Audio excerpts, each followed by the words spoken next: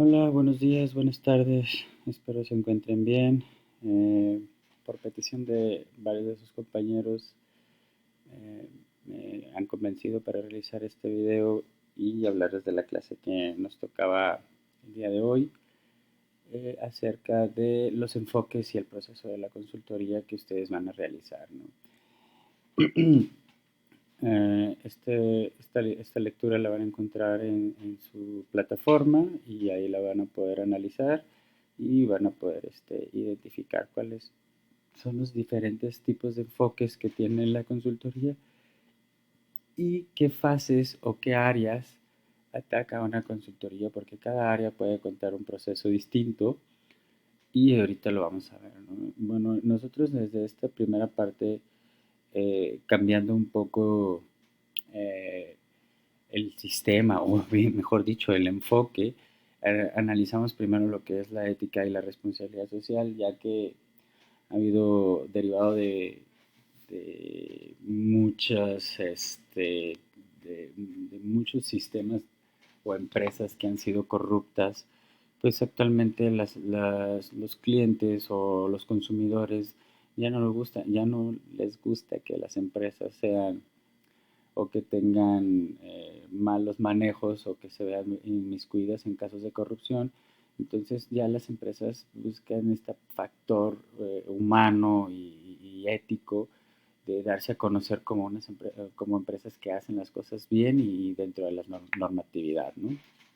Otro de los enfoques que vamos a analizar o de los tipos que se van a analizar es la velocidad y la capacidad de respuesta. Actualmente las empresas eh, lo que buscan es que sean más eficientes, que se puedan adaptar a los diferentes retos que existen en la actualidad y que aparte que puedan responder según su capacidad a las necesidades que buscan sus clientes, ¿no? Entonces el consultor va a asesorar en cómo hacer más rápida y más capaz a una empresa, y cómo se puede adaptar ante los diferentes tipos de cambios que puedan existir, ¿no? Bueno, nosotros vamos a basarnos directamente en dos enfoques.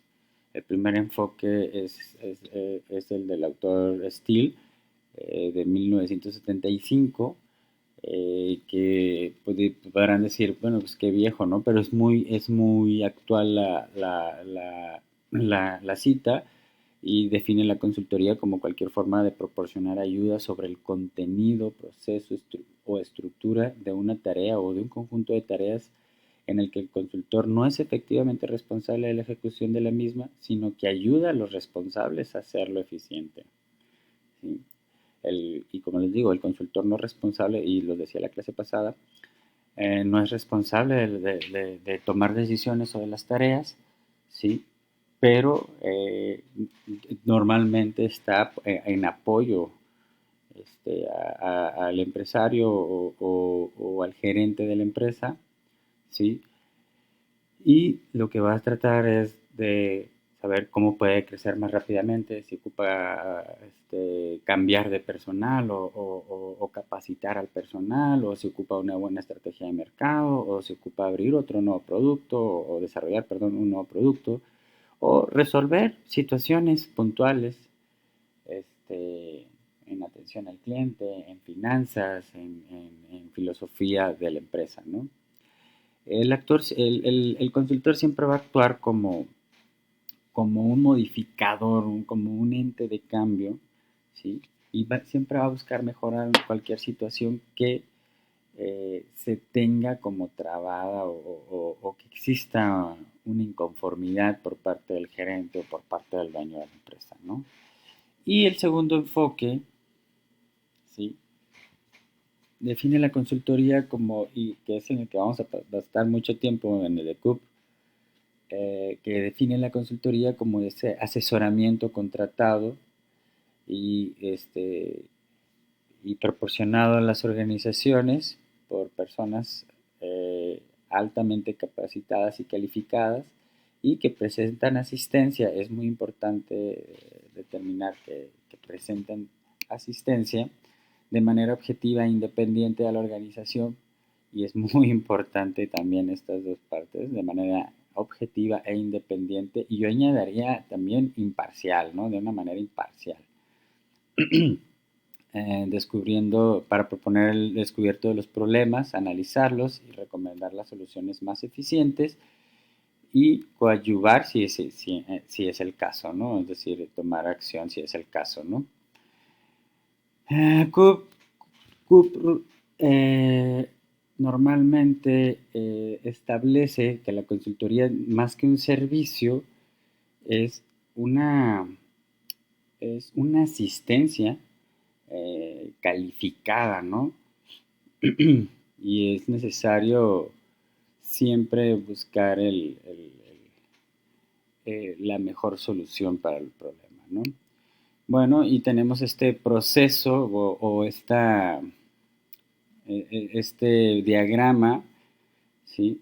Donde es qué características tiene la consultoría, ¿sí? Y más que nada, pues sabemos que es un servicio y todo este servicio debe de ser profesional, debe ser totalmente consultivo, debe de haber una temporalidad, es decir, tiene un principio y un fin, es decir, yo empiezo el 1 de abril y acabo el 7 u 8 de abril mi consultoría o mi ejercicio consultivo, ¿sí? Y con eso voy a determinar acciones o voy a aconsejar ¿cómo se llama? Estrategias que nos permitan ser más eficientes o adaptarnos a un cambio que se presenta, ¿no? Entonces, además de ser temporal, es independiente, es comercial. ¿A qué me refiero con comercial? Bueno, muchísimas veces creemos que les voy a poner un ejemplo muy sencillo. Muchos de ustedes le hablan a un amigo o a algún compañero al que crean que es más nerdo en alguna materia, porque siempre hay un nerdo para una materia, y todos le hablan a esa persona para preguntarle cómo se hace determinada tarea o cómo se tiene que hacer determinado ejercicio. Eso es una consultoría, ¿sí? Bueno, es muy fácil hablar y pedir consejos a alguien que tiene un grado de experiencia o se le facilitan las cosas. Cuando nos referimos que es un servicio comercial, es un servicio que se cobra, ¿sí? Mm, muchas veces dicen, contratan a una persona, a un técnico para que les arregle alguna fuga de agua o alguna situación en casa, y muchas veces ustedes dicen, no, pues llevamos 2 o 3 horas tratando de entender qué es lo que pasa y no sabemos, pues hay que hablarle a un técnico. Y llega el técnico y en 15 minutos o menos arregla el problema. Y digo, oye, pues me estás cobrando 300, 400 pesos por aplastarle un botón. No, no les, y normalmente la respuesta es que no le estoy cobrando los 800 pesos para aplastar el botón, sino por saber qué botón aplastar. ¿Sí? Entonces tenemos que entender que la consultoría es un servicio comercial totalmente, ¿no? Y con límites, es decir, el consultor no va a tener la capacidad de tomar una decisión o de iniciar un cambio que sea necesario para la empresa. Siempre va a tomar la decisión el encargado del área, el gerente o el mismo jefe o dueño de la empresa, ¿no? Entonces siempre hay que tener en cuenta esta parte de lo que es el servicio,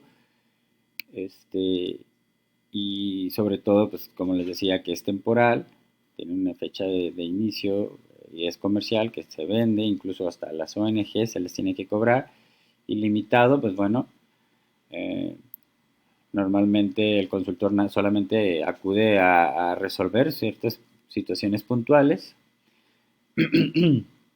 y normalmente no es primordial ni necesaria su participación en el funcionamiento de la organización. Es decir, pueden trabajar con él o sin él.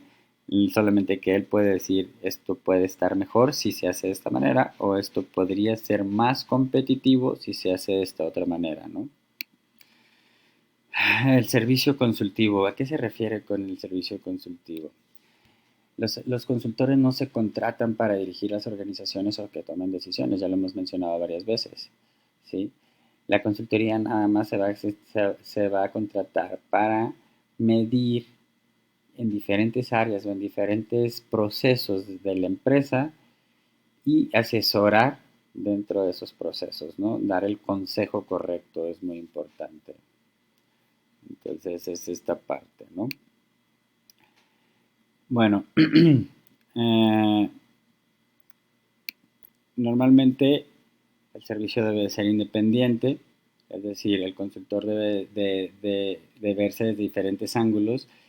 Yo lo llamo, más que independiente, yo lo llamaría imparcial. No debe de tomar ningún lugar el empresario ni dar favoritismos a nadie. El consultor no va a ir a dar, esta área es mi favorita o en esta área esta persona me vio bien, entonces yo voy a hablar bien de esa área o nos trataron muy bien en determinada área y entonces pues no voy a ser tan estricto al momento de calificar o al momento de evaluar o al momento de analizar esa área, ¿no?